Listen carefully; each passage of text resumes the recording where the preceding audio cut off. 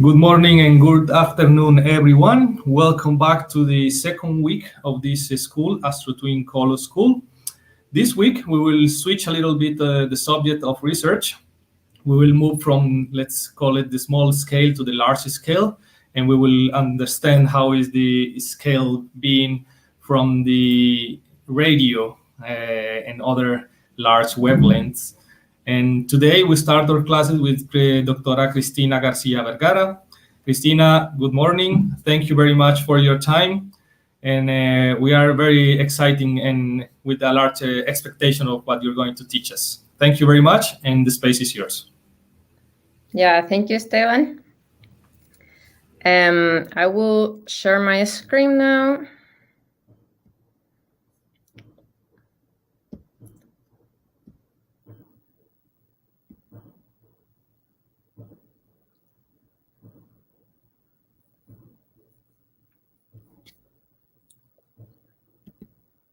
Can you see my screen?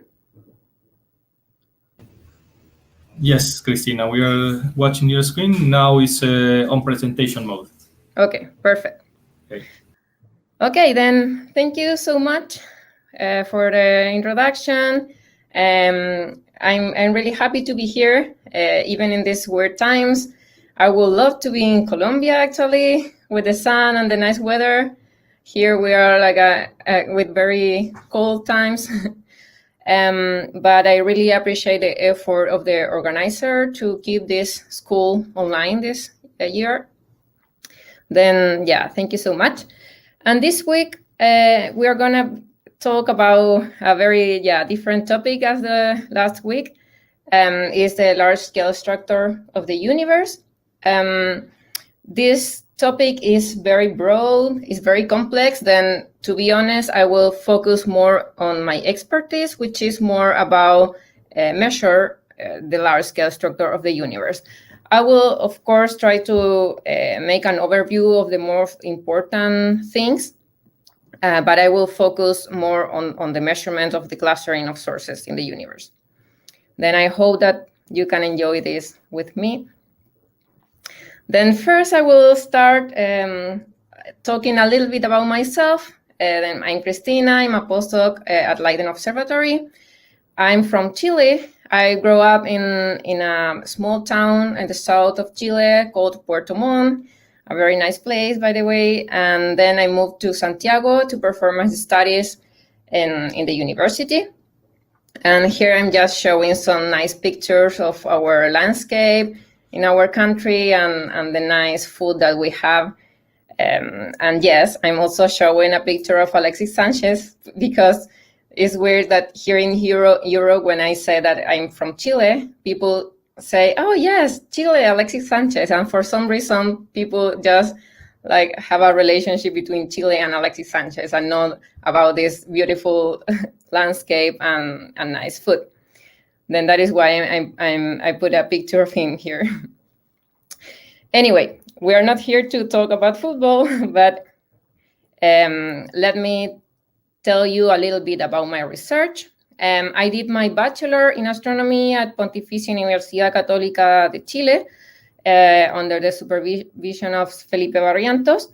And I was studying the galaxy cluster at that stage and study the dynamic of galaxies within a cluster to compute the mass, the dynamical mass of cluster in the local universe. Then I got a double PhD degree in astrophysics at Universidad Católica and also at Max Planck Institute for Astronomy.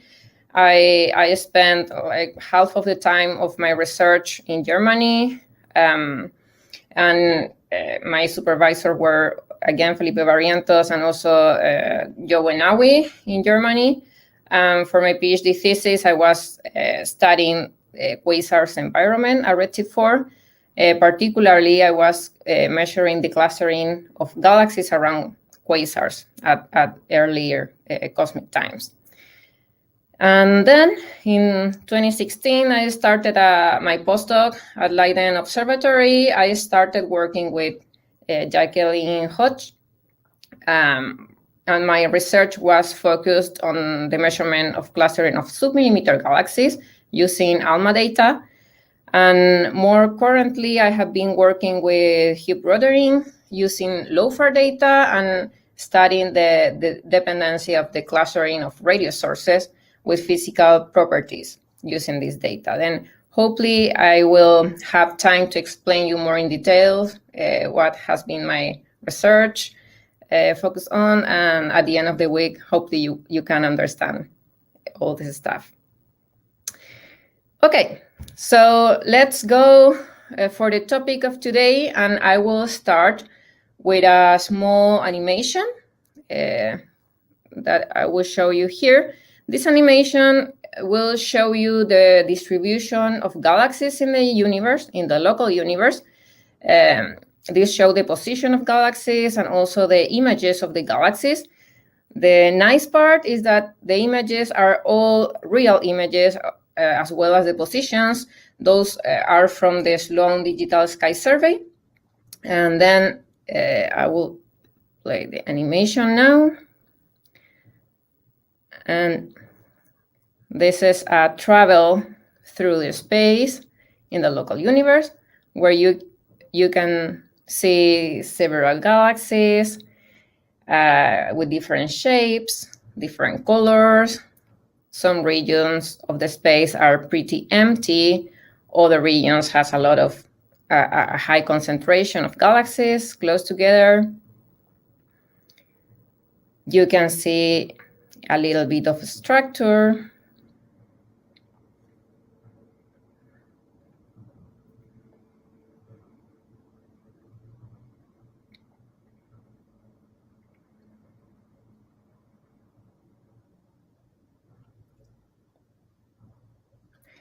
This animation contains around 400,000 galaxies from Sloan.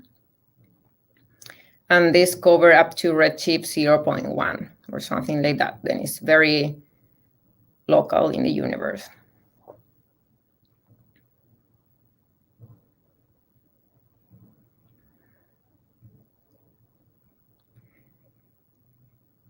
Then, yeah, this is our universe. And I wanted to start with this nice animation to introduce our topic of this week. This is basically the large-scale structure of the universe. Okay, I'm gonna stop this here. So some interesting question that I hope you got during the video. What is large-scale structure? Excuse me, Christina, you have one here too in the chat. What is okay. the size of the local universe? Or what do you mean by local universe? Yeah, sure. I'm gonna cover that during the lecture, but local universe is our current universe. Normally the definition of local universe depends on the field of research. In my case, local universe is everything lower than redshift 1.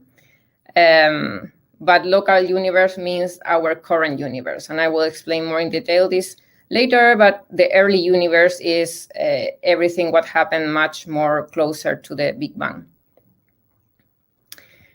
Then, these are some of interesting questions that I expect you have. What is large-scale structure? I'm gonna try to define this in the lecture today. How the matter is distributed in the universe. Have some regions in the universe more matter than other regions, or the galaxies are randomly distributed in the space? How this distribution of matter evolve with time? And how can we measure or quantify the distribution of matter or galaxies over a volume? Why is it important to quantify that? And what kind of information can we get from these measurements? Finally, can we really learn about galaxy evolution with this? Well, all those questions I will try to cover during this week. Looks like simple questions, but have really complex answers. Then I'm gonna try to explain you and teach you a little bit about this.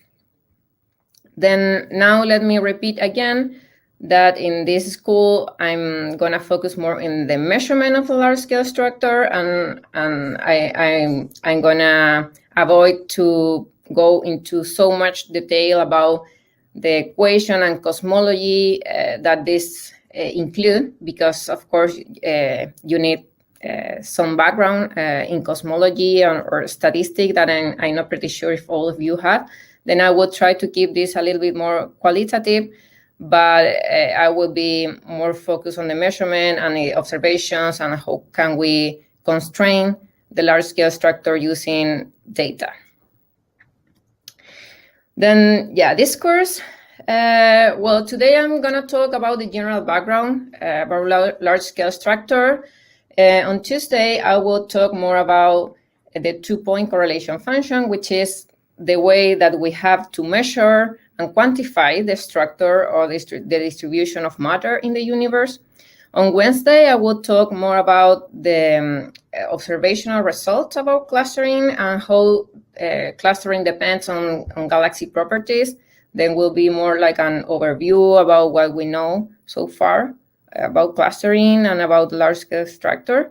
And on Thursday, I will talk more about the theoretical interpretation of all those measurements and how can we interpret clustering to get the dark matter halos masses in which the different population inhabit.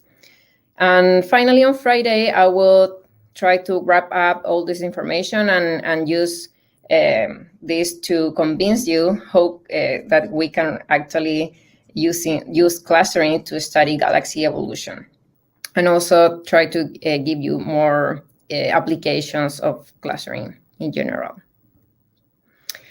Then, yeah, here I'm showing the schedule of this course. You already, some of you maybe were in last week, then you're already familiar with the schedule. We have 3 breaks in between. We have theoretical lectures in your morning, in the really early morning, and then we have more practical exercises. And then just to recall that this is an online class, then I don't really know if you are sleeping over your computer, or if you are super confused about the information that I'm talking about, or you are super bored because this is super easy to understand. Then please ask questions at any time and participate in the quizzes that we're gonna do. Then I can see if I'm going in the right time and in the right level that you need to follow this course. Also, here I put the website in which I will be posting every lecture every day, and also the workshops for the practical part. Then you can find there all the information. And of course, if you have any questions after the lecture, you can always write to my email, which is this one here.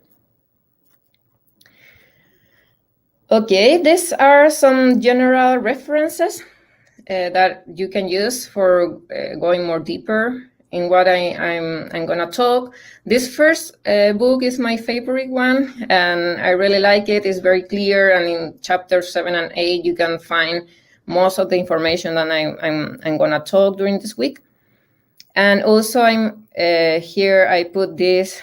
This is not a paper, but it's a contribution of Alison Cole, who did a very nice review of large-scale structure of the universe, also very focused in observations and how we can measure it. Then I really use a lot this reference for preparing the lectures for this week. Then I recommend you to read it also. And I will be giving more references in the slides every day. Okay, then now we can start with science. And then first of all, what is large-scale structure of the universe? Here we will define the large-scale structure as all the structure bigger than an individual galaxy. That is a large-scale structure. Then we don't care so much about what happened inside of a galaxy, like planets, stars, or dust inside of galaxy. For us this week, galaxy is gonna be basically points. and we will study how these galaxies distribute in space. And as you can imagine, that means that to study the large-scale structure, we really need very large galaxy surveys, specifically with 3D position of galaxies, and that is what allows us to map our space and to understand the large-scale structure. Then, as you know, so much effort has been done in this sense over the past years, but it's not an easy task. Here I'm showing the distribution of galaxies from one of the first surveys carried out in the 80s. This is, every point here is a galaxy, of course. This axis here is the velocity or the redshift of the galaxies. And already in the 80s, we started realizing that galaxies are not actually distributed uniformly in the space, but they tend to form a filamentary structure that you can see already here, that you have more accumulation of galaxies in some parts compared with others. Nowadays, we have much more larger surveys and more complete surveys. And one example of that is the Sloan Digital Sky Survey. I hope all of you are kind of familiar with this one. This contains around 2 million of galaxies right now. And here I'm showing the map that we can produce using the Sloan data. This is again redshift, and you can see the distribution of galaxies over the space. Just for you to compare, this region here is what I shown before in the 80s. Then you can see that with Sloan, we expanded our knowledge much more in redshift space. And we still have, Sloan is still producing some data, but this is what we see with the current available data. Then the main message here is that galaxies are not randomly distributed in the universe, but they tend to be grouped and forming a filamentary and clumpy structure. Then we can see this in more detail. This is the same image that I showed before. And let me just mention some definitions here. We can recognize in this structure filaments, nodes, and voids.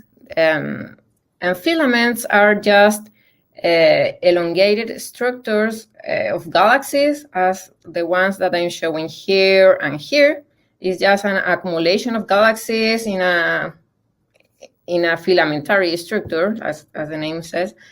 Nodes are the intersections between different filaments. Then I'm showing here some different nodes in which probably you can find the more massive objects in the universe, like, for example, galaxy clusters or quasars at high redshift. And voids are, like I'm showing here, are just almost spherical regions in which we cannot observe almost any galaxy, any bright galaxy in the entire region. Then those looks like empty regions in space that are in between of all this filamentary structure.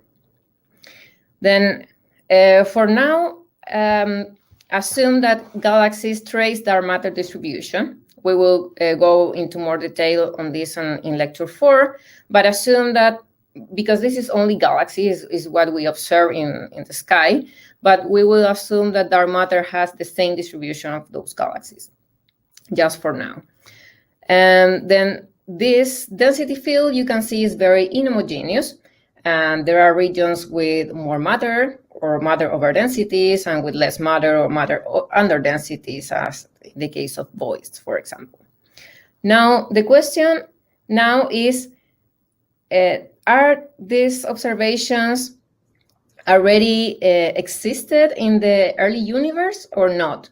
The early universe was also very inhomogeneous, as what we see today or not? Because remember, this is the local universe. This is covering up to redshift 0.14. And then what happened in the past? Was also the case that the matter was distributed like this? Well, to answer that question, I will try to go through the history of structure formation in the universe in very general terms. Then here I'm showing the evolution of the universe, starting in the Big Bang here with this very big explosion. And this is very early in the past. And then if you go to the right in this image, you are going progressing in time. And the present universe, which is where we are located, is over here. This corresponds to redshift 0. And the image that I just showed you corresponds to the distribution of galaxies at these current times. Then to really understand why we have this kind of structure in the local universe, we need to understand what happened in the very early universe at this stage, because just after the Big Bang, the universe was a dense and hot plasma. Then how this plasma evolved over time to really result in this very nice structure and result in all these galaxies and cluster of galaxies that we can observe today. Then just after the Big Bang, we had a very important phase in the evolution of the universe as a whole that is called inflation. It's called inflation because during this phase, the universe, the volume of the universe expanded very quickly. The volume expanded by a factor of at least 10 to the 78 in 10 to the minus 32 seconds. Then it's an extremely fast expansion of the space. That is what is called inflation. And after that inflation, already there were some inhomogeneities in the matter distribution of the universe. From quantum mechanics argument, we know that matter cannot be homogeneously distributed over a field.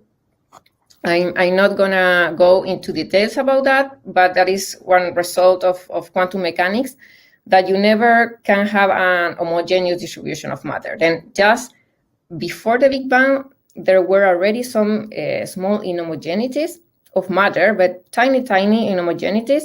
And after the inflation, given that the volume expanded very quickly, all those tiny inhomogeneities grow with the inflation and are detectable after the inflation, actually. Then this is just a theoretical model, but we have a proof of this model, an observational proof, which is called the CMB, or the cosmic microwave background, in which we can actually see already those inhomogeneities in the universe, in the very early universe. Then this is just to make this easier to understand. This is a map, a temperature map of the Earth, our planet, in which you see in red the hottest part of the planet, of course, here in the middle, and in blue you see the more cold parts, like in the poles. Then in the same way, you can also make a map of our universe. And if you do that, you can see this map that I showed you in the bottom part. Then basically this is a temperature map of our universe. And this looks like, if you zoom out, this looks like pretty homogeneous. But if you see the details, you can see that you have some cold regions and some hot regions, like very tiny fluctuation between the map, right? Then this is called the cosmic microwave background. It's a thermal radiation coming from redshift 1100, then in the really past, just after the Big Bang, was firstly observed by Penzias and Wilson in 1965. And the message of this observation is that the universe seems to be very homogeneous at large scale, but is very clumpy and inhomogeneous at small scales. Here I'm also showing like the fluctuations in temperature in this map, which is pretty small, but already inhomogeneous in the beginning of our history. Then what happened after that? Well, after these tiny inhomogeneities existed, all the matter over densities evolve over time, over all this time. I'm not gonna go into so much detail, but I will try to explain you how this evolved over time. But the point is that this evolved until form everything that what we can observe today, like galaxy clusters, supercluster, galaxies, etc. How this happened? Well, this is the distribution of dark matter in the universe. This is just a simulation from Millennium Simulation, a redshift 18.3, then in the very early universe. And in the standard scenario for structure formation, it is suggested that structures grow hierarchically through gravitational instability over all this period. Then I'm going to explain more in detail that, but I'm going to show you in this simulation, if you are advancing in time, then at high redshift, you have more homogeneities in the density field, but as long as you are going to the later times, then closer to us or lower redshift, you can see that the structure is growing and growing. Then those spots that were a little bit more massive than others in the early universe become more and more massive with time. And that is the result of just gravitational instability that I will explain now. Then to start explaining this, let me first make some definitions. This is called the density field, and we can define a matter density in a specific time t and position r in the universe, which we'll call rho. And also we can measure the mean density in the universe, which is called rho average at certain time t. And then based on those two quantities, we can define a relative density contrast or a matter over density as the ratio between rho and the average rho and normalized by the average rho. Then that is basically the definition of an overdensity. If you have a little bit more mass than the average, then this is positive and you will have a little value of delta. And if you have very large structures, like in the case in redshift 0, for example, you will have a very, very positive value here and a large delta value.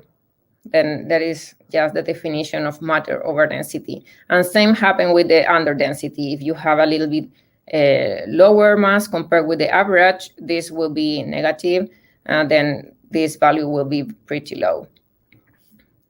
Let me remember this simulation is just dark matter distribution. This is not galaxies, as I showed before from using the data of Sloan. This is just dark matter distribution in our universe.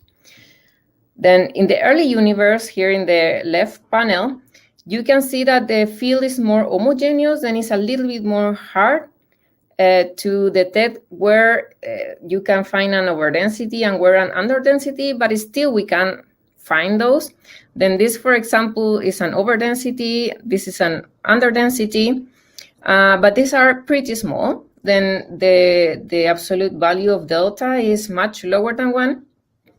And if you advance in time, you can see that in the current universe, at redshift 0, the same overdensity here is much more larger, it's more clear, and the underdensity is also much less massive than before. Then in this case, we talk about a large overdensity or underdensity in which delta is much, the absolute value of delta is much greater than 1.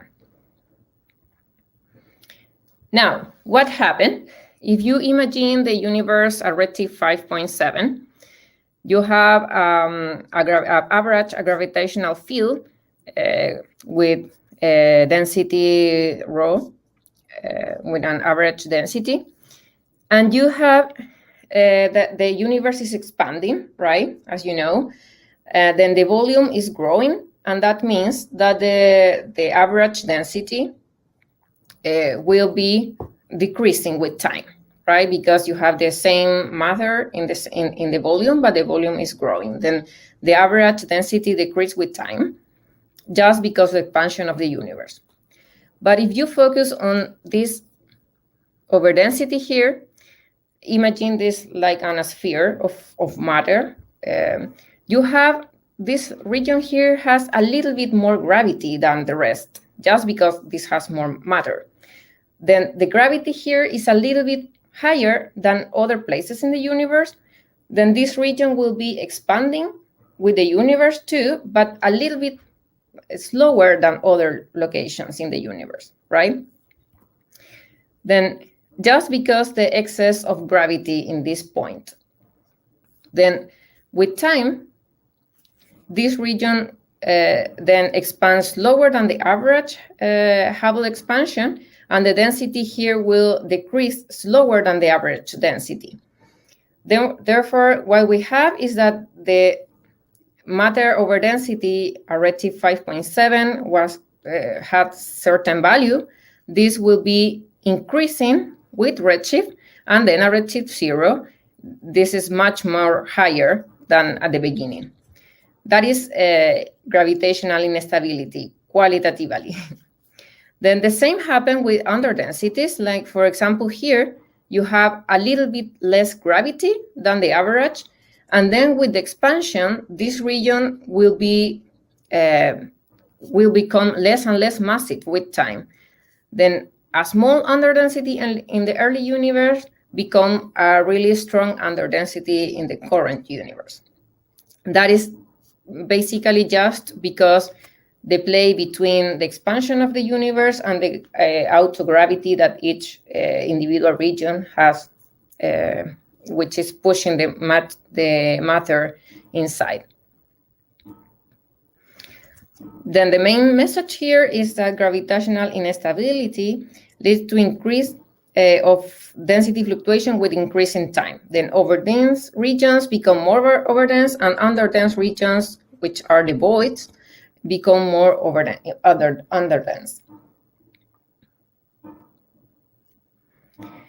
Okay, then all what I have explained so far is just qualitatively.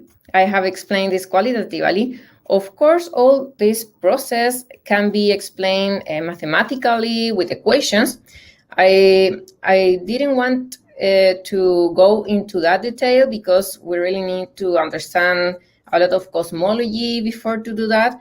Then I'm not gonna put the equations here, but I just want to make a point here.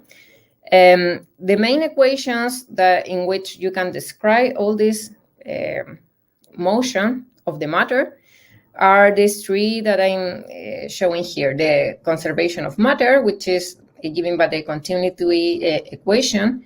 You have to conserve momentum, which is given by the Euler equation, and you also have the gravitational field, which is given by the equation of Poisson, which is basically the gravity versus the force that you have because the expansion of the universe.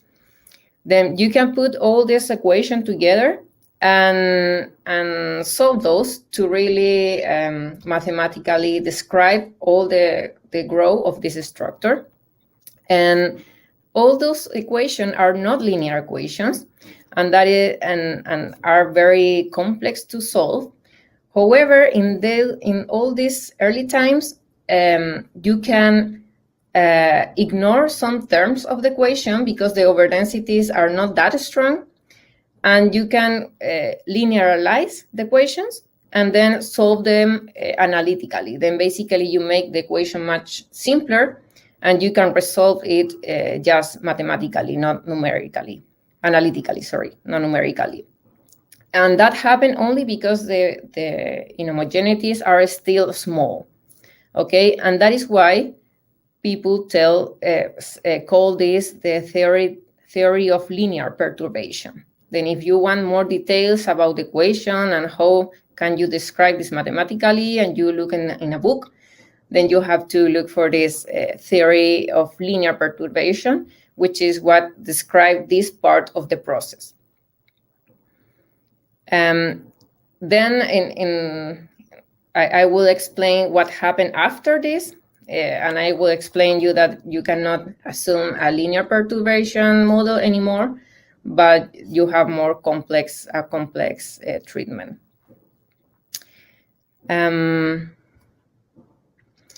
Yeah, then just to wrap up a little bit what we have been saying so far, this is the chronology of our universe, the history of our universe. We started with a strong Big Bang. After the Big Bang, there were a period which is called inflation, in which the universe increased the volume very, very quickly. At this stage, matter inhomogeneities already existed, but they were very tiny. We can see those inhomogeneities in the CMB, printed in the CMB, which is an observational radiation that we are receiving. And after this, all the matter start evolving, and overdensities grow over time and become more and more overdense with time. Then we are here in this sketch. All this is a distribution of dark matter, but at the beginning of this presentation, I showed you the distribution of galaxies in the universe, right? Then we still have a gap here between how this distribution of dark matter become to something like this distribution of galaxies. Then that is something that I will explain you just after the break. And I have the break here, and I realized that I think I went too fast. Then I don't know if maybe we can just move the break a little bit earlier and continue then with the second part of the lecture. Esteban?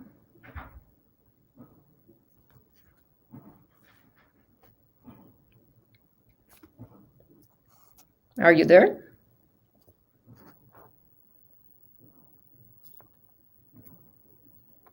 So now are 8:38 for you.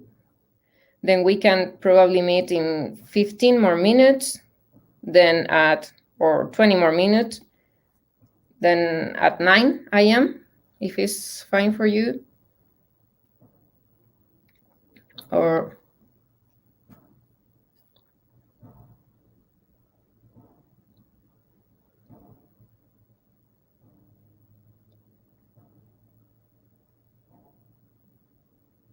I'm seeing a question in the chat also. Armando Lara is asking, so local expansions of the universe have a different expansion rate from each other? Yes, that is a very good question, and the answer is yes. If one matter over density was too strong at the beginning, then this will evolve more faster and will become more massive before than the others. And actually, we will cover that part in lecture 4, because those actually are the place in which the more massive structure will be formed. Like, for example, the more massive galaxy cluster that we see today form in the more highest peaks in this density field in the early universe. Then we will come into that too. Okay, so then see you at 9 a.m. again for the second part of the lecture. I will stop sharing.